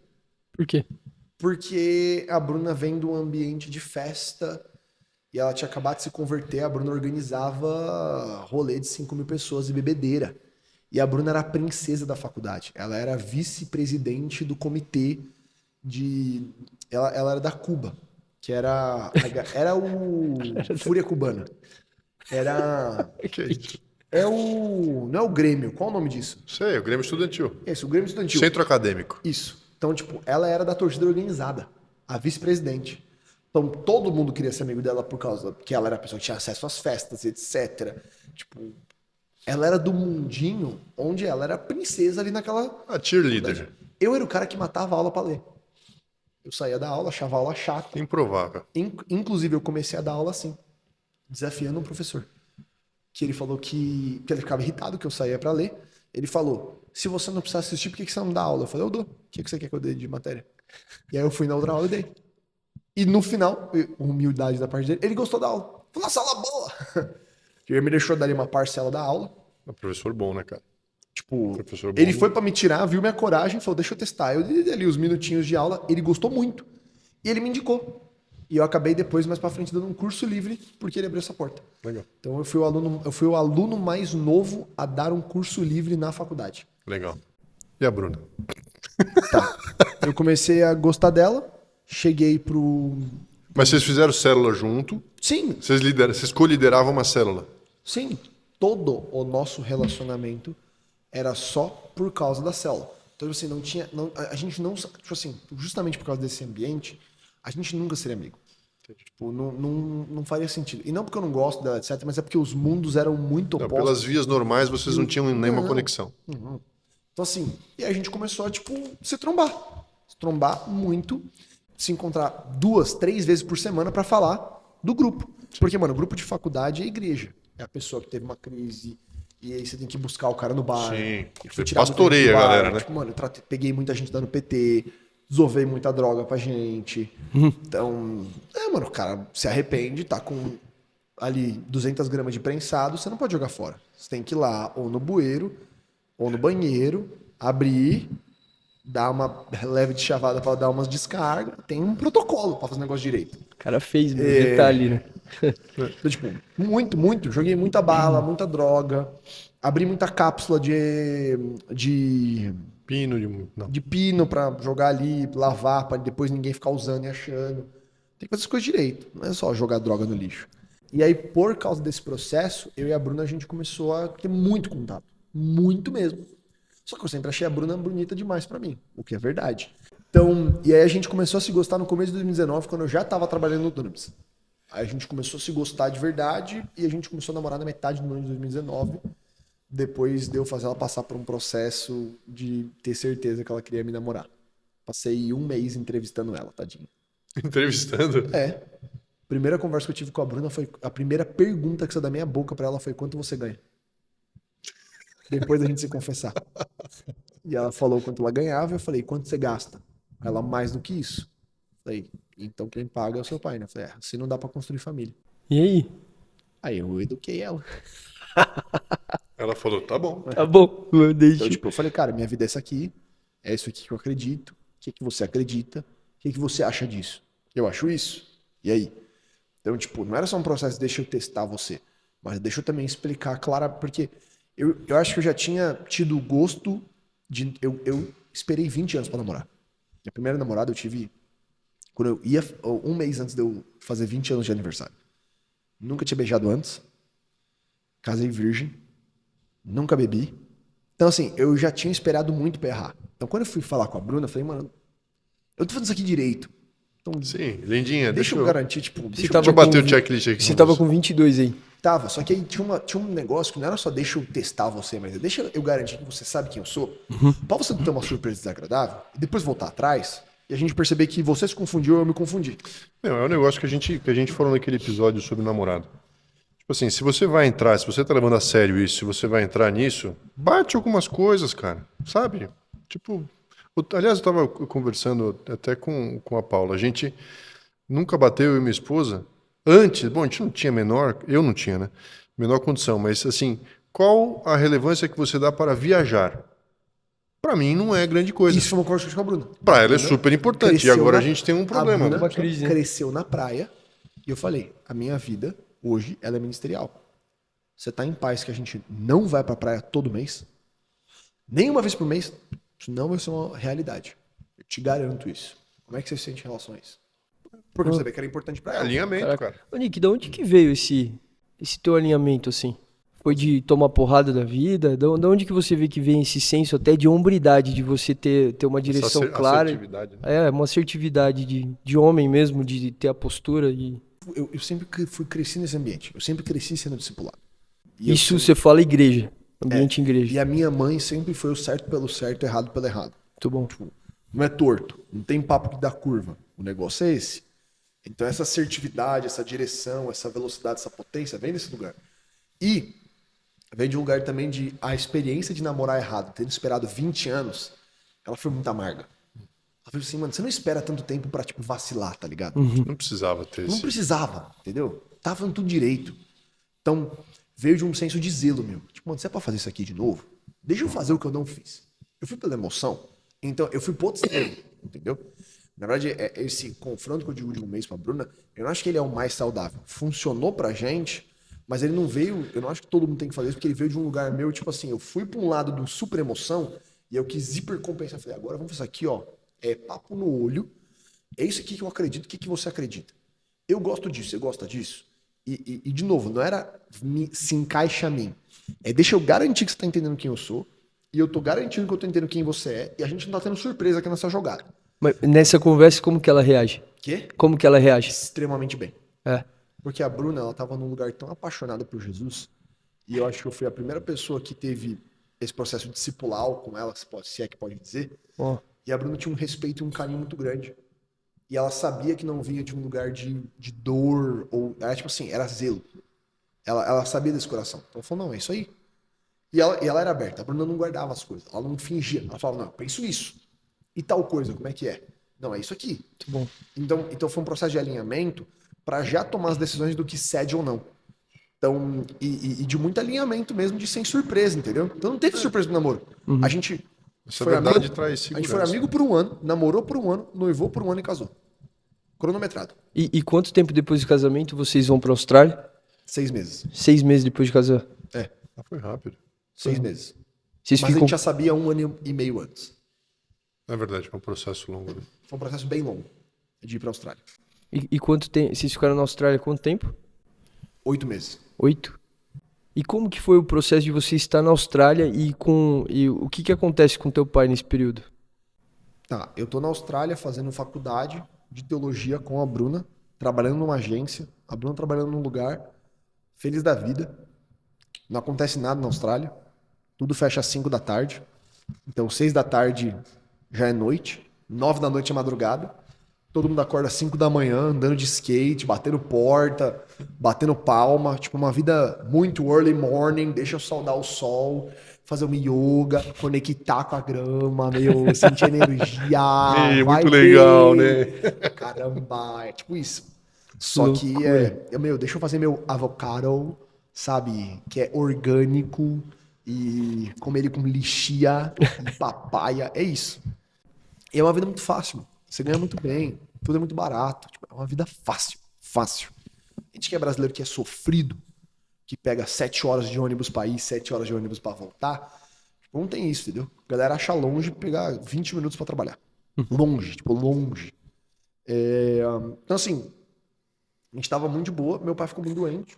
Processo resumido, meu pai ficou muito doente mesmo, sem eu saber.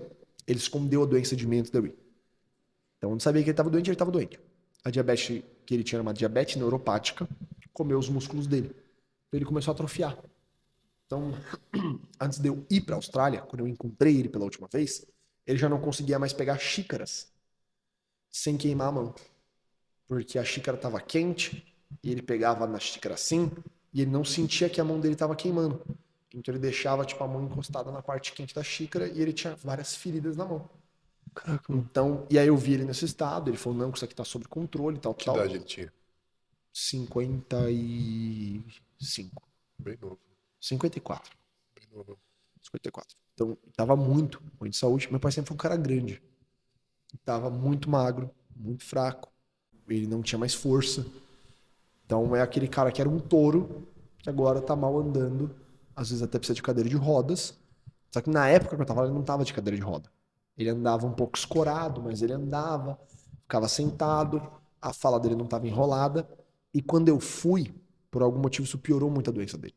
Eu não sei se por ele achar que eu não voltava, ou como é que ele interpretou isso, mas foi nítido que eu ir pra Austrália fez ele acelerar muito a doença. E ele tava sozinho nessa época ou ele tinha Não, alguém? ele já estava casado de novo e ele tinha um ateliê de 3 andares.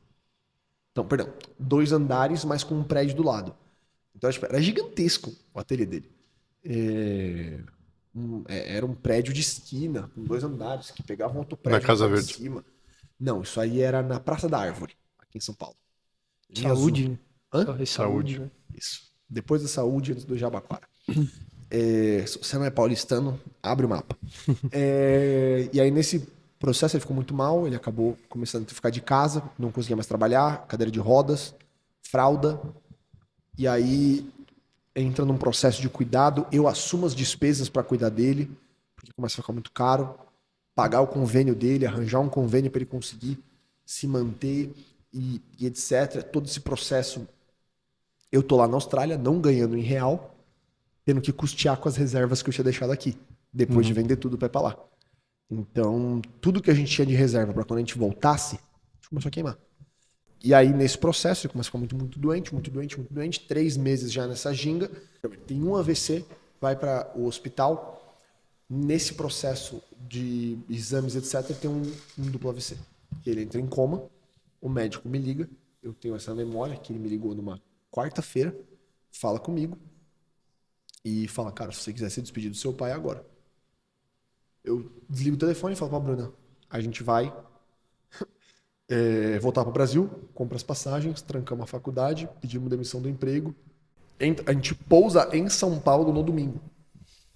Decidi na quarta, domingo a gente tava já em São Paulo, são 27 horas de voo, o mais rápido, porque o dia da gente pegou o mais longo, que foi 42 horas de voo. Caramba, como é longe, né? Vamos para isso, e eu falo assim, cara, eu olhei pra Bruno e falei, ó, de duas uma, ou meu pai levanta daquela cama e anda, ou ele acorda e eu posso pregar pra ele, porque eu sei que ele não tava em Cristo quando ele ficou doente. E aí a gente volta, domingo eu pouso, oro por ele, nada acontece, chego segunda-feira de manhã no hospital, a médica olha pra mim, de longe e fala, você é o filho do Osvaldo? Sou filho do Osvaldo. Chego nela e ela pergunta, você que estava aqui ontem, né? Tava. Pela primeira vez em vários dias a gente detectou atividade cerebral durante a noite nele. Naquela hora, enchi de fé, enchi a mão de óleo, fiquei olhando a segunda, de manhã, nada, volto pro turno da noite, porque só tem 2 turnos na UTI, manhã e noite, não pode ficar lá. Tinha muita gente de muito risco lá. Era, tipo, mano, muito regrado. Abriram exceções, às vezes, pra mim. Segunda noite, voltei. Pum. Encho a mão de óleo. Começo a orar por ele. Na segunda noite, ele se mexe. E eu começo a ter reações dele no corpo. Depois de ele estar paralisado por dias. Mas ele não acorda. Terça de manhã eu volto. Começo a orar por ele. Ele volta. E aí eu tenho um tempo com meu pai, eu prego todo o plano de salvação e o evangelho para ele, faço uma oração de salvação, repito uma segunda vez, ele dorme. Volto quarta de manhã, ele confirma essa oração, dorme e morre na quinta-feira da semana seguinte. Nossa. E aí, na noite, da quarta-feira, que eu falei pra Bruna, eu falei, cara, eu tô convicto, mas eu gostaria que Deus falasse comigo. A Bruna tem um sonho, que é o sonho que ela tem um sonho de Jesus entrando no quarto, ele segura meu pai vira um bebê e o bebê morre. E esse era o sonho. E eu falei, meu pai teve um novo nascimento, mas o Senhor recolheu ele. Tô em paz. Quando eu recebo a notícia, eu nem choro. Eu vou pro hospital, minha família tava tipo, eu falei, a missão tá cumprida. Ele tava com passagem de ida. O problema é quando perde o ônibus. Aí a gente foi um motivo de esperança. O velório dele foi sexta e disso aí eu não volto mais pra Austrália. Eu fiquei. Aí foi todo esse processo. Caraca, você não volta mais. O teu pai teve mais filho ou não? Não, só sou eu. Eu sou o legado do Moretti. Olhar esse negócio, tudo que aconteceu, sob a perspectiva do pai, é punk, porque com o passar do tempo, a gente que está na condição de pai, você vai revendo algumas decisões. Outro dia a Paula contou que eu estava lembrando alguma coisa que eu falei, eu fiz com o Toy, ela falou assim, meu, aí você quase chorou lá de arrependimento e remorso por uma atitude que você tomou. Porque a gente, eu não sei, não fiz as contas quantos anos seu pai tinha quando ele separou, mas uns 40, entre 40 e 50, eu imagino. Mais que 40. E aí eu imagino que o quanto ele não ficou pensando a respeito da decisão, porque você é o único filho e tal, e aí na sua ida embora e na fase final dele, ele não conseguiu te encontrar, entendeu? Então, pode ser sobrenatural, mas para mim é muito natural, porque o processo do coma, ninguém sabe o que acontece quando você está no coma, né? Ninguém sabe exatamente o que acontece naquele momento. Eu fico imaginando ele ouvindo a sua voz naquele silêncio sepulcral e fala assim, caraca, ele, entendeu? Eu volto. E aí você está ali no momento exato para fazer a oração por ele e ele poder ir embora. Tipo, o filho, você só vai entender a complexidade de ser pai quando você for pai e todas as possibilidades de erro e sabe, outro dia eu vi uma história, cara, de um cara que ele tá em casa, aí toca a campainha, é o filho, e aí o filho olha para ele e fala, pai, agora eu sei a verdade. E o cara começa a chorar, o pai. Porque o pai, com todos os erros, tudo que acontece, geralmente ele não tem muita oportunidade de corrigir. É difícil. Mas a verdade sempre aparece em algum momento. Então, quando a gente está do lado de cá, porque você nunca mais volta a ser filho, né? Uma vez que você vira pai, você vira pai. Você começa a ver os contornos e como os seus erros têm impacto, o que acontece com o seu filho, quanto você ama o seu filho, quanto ele não sabe, quanto você ama, sabe? Muito louco. E, cara, pra mim, olhando a trajetória, eu virei pra Bruna e falei, ó, eu pedi duas coisas pra Deus. Deus me deu uma. E é isso. Eu tinha pedido Deus, ou levanta ele pra ele andar, ou traz ele de volta pra eu Ou leva ele pro lugar garantir. certo, né? Porque eu falei, eu olhei pra Bruna e falei, eu não vou pro céu sem meu pai. E eu sei que eu vou. Então ele vai junto. E isso não é uma opção. E eu falei, Deus é um pai bom. E ele não dá coisas ruins pros seus filhos. Então se eu tô pedindo pra Deus, meu pai, ele vai me dar. Não? Não. Quer falar mais alguma coisa? Obrigado. Valeu, Nick. Nota 10. Obrigado. Acho que uma coisa pra gente encerrar, se você puder deixar uma mensagem pra geração de filhos, de pais aí, o que você deixaria de mensagem pensando no aspecto de paternidade, de hombridade? Cara, hombridade pra mim se resume a uma única coisa, que é ter responsabilidade. Nada define mais o papel do homem do que o responsável. Então, a diferença de um menino para um homem é que o menino não é responsável pelos seus atos e o homem, ele é responsável pelos atos dos outros. Então, não é uma questão de eu ser responsável por mim. Isso nunca está na dinâmica da hombridade. A hombridade, ela acontece quando eu venho não só para o lugar da responsabilidade pessoal, mas da responsabilidade coletiva. E o que faz o mundo um lugar melhor, se assim eu posso dizer, ou nos faz como Jesus, é ter responsabilidade não só por nós, mas pelo outro. E esse papel de eu vou estar presente, eu vou prover, eu vou proteger. E quando meu pai não podia ser protegido, eu protegi ele. Quando ele não podia pagar as contas, eu provi. E quando eu precisava estar presente, no último momento, eu estava lá. Então, ser homem é poder fazer por alguém aquilo que nem ela fez por mim. E o lugar da maturidade é que eu podia olhar e falar que meu pai não estava presente, então era isso. Mas isso não me faz parecido com Jesus. Nossa, cara. Então, a figura definitiva de homem é a figura de Cristo. Então, ser parecido com Jesus me faz homem, ser parecido com Jesus faz isso aqui um lugar melhor. Amém. Isso é Patercast. Top. Obrigado, meu. Obrigado. Pessoal, obrigado. Mais uma vez a gente conseguiu uma coisa bem profunda. Glória a Deus por isso. Se gostou, manda um comentário pra gente. Por favor, a gente ama receber as mensagens e até a próxima. Valeu, pessoal. Até a próxima.